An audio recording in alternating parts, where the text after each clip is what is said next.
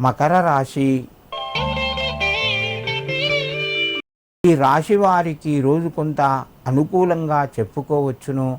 ప్రయత్నాలు ఫలిస్తాయి, కొత్త పరిచయాలు పెరుగుతాయి, మిత్రుల ద్వారా సంతోషంగా గడుపుతారు, విందు వినోదాల్లోపట పాల్గొంటారు, ఆధ్యాత్మిక చింతన దైవ దర్శనాలు కలుగుతాయి, పెరుగుతాయి.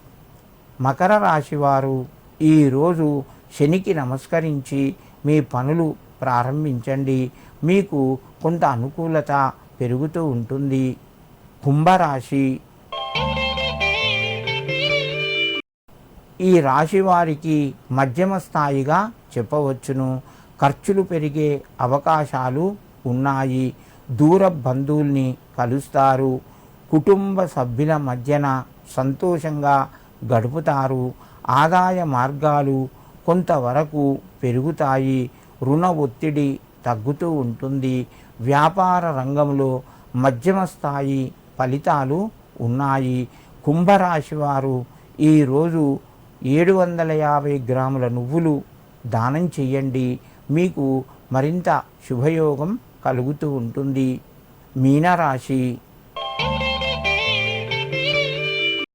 ఈ రాశి వారికి గురువు, రవి, బుధుల యొక్క సంచారం వలన అనుకూలత పెరుగుతూ ఉంటుంది. రుణ ఒత్తిడి తగ్గుతూ ఉంటుంది. ఆదాయ మార్గాలు పెరుగుతాయి. ఖర్చులు కూడా అదేవిధంగా పెరిగే అవకాశం ఉన్నది. విలువైనటువంటి సమయాన్ని మీరు శ్రద్ధగా వినియోగించుకోండి. మీకు కొంత కాలం కలిసి వస్తుంది. ప్రయత్నాలు కూడా చాలా వరకు ఫలించే అవకాశాలు ఉన్నాయి.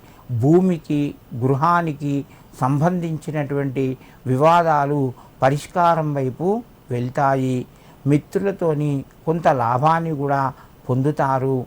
సమయానికి డబ్బు చేతికి వస్తుంది. మీనరాశి వారు ఈరోజు పెద్దలకు నమస్కరించి శనికి తైలాభిషేకం చెయ్యండి.